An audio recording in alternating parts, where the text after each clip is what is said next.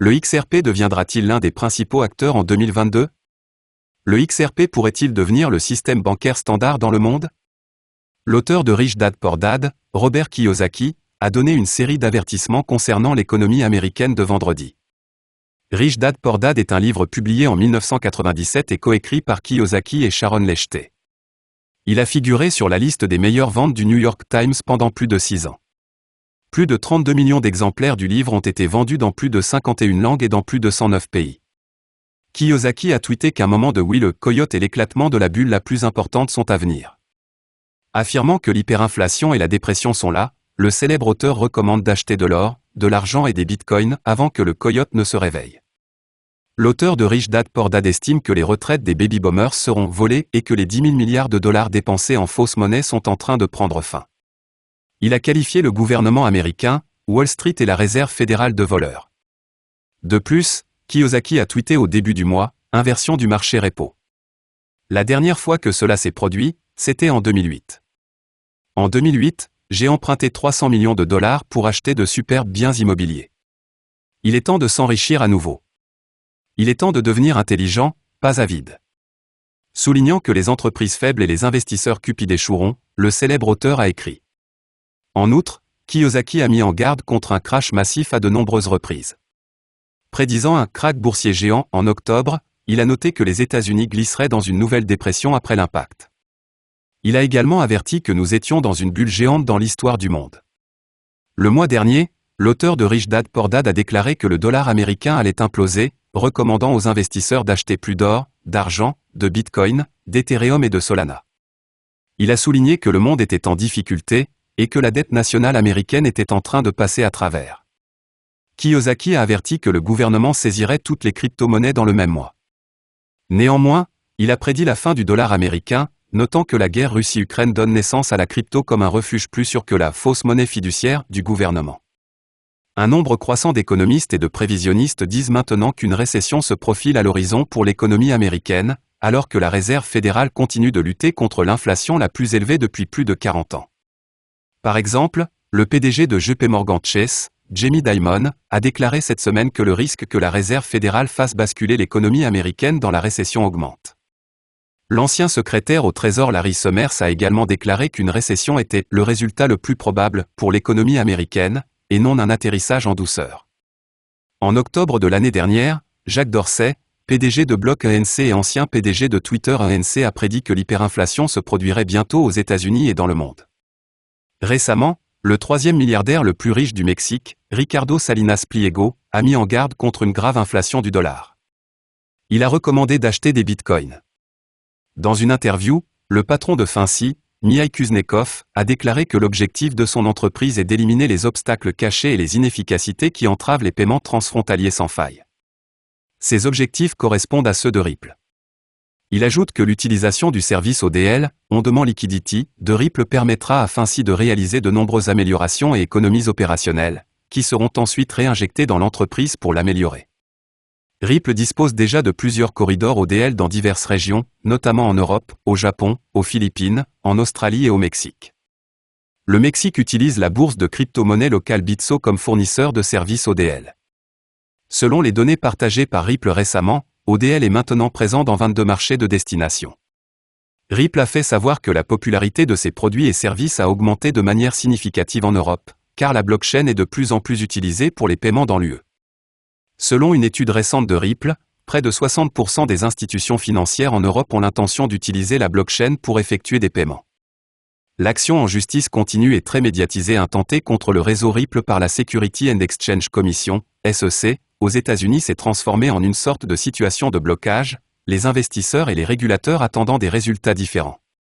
Récemment, des spéculations sont apparues selon lesquelles Ripple pourrait gagner le procès, ce qui a conduit à une confiance tranquille parmi les utilisateurs du protocole de paiement et les investisseurs dans le jeton natif XRP, et à une impasse de la SEC qui risque sa réputation si le procès qu'elle a intenté à Ripple s'avère non fondé.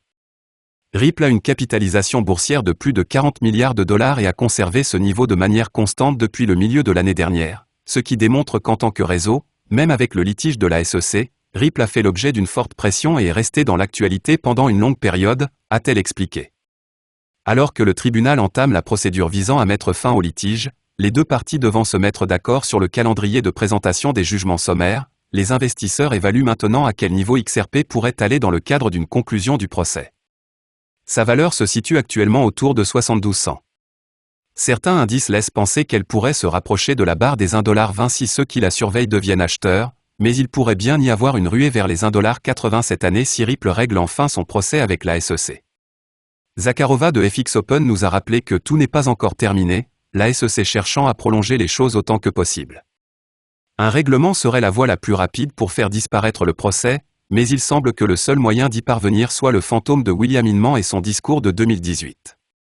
Selon l'avocat des détenteurs de XRP, John Ditton, une récente décision du juge Sarah Nedburn a rendu peu probable que la question du DPP soit reprise par la Cour d'appel. Cela pourrait augmenter les chances d'un règlement entre Ripple et la SEC. Ditton a récemment déclaré, s'ils doivent remettre les projets de Inman 68 ou une décision sur la notification équitable, je suis d'accord pour qu'ils règlent. La SEC viserait une analyse OS stricte sur XRP.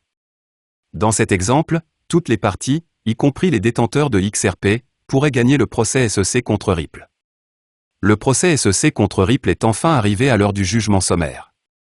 Les deux parties se rencontrent cette semaine pour voir si elles peuvent se mettre d'accord sur une ordonnance de programmation.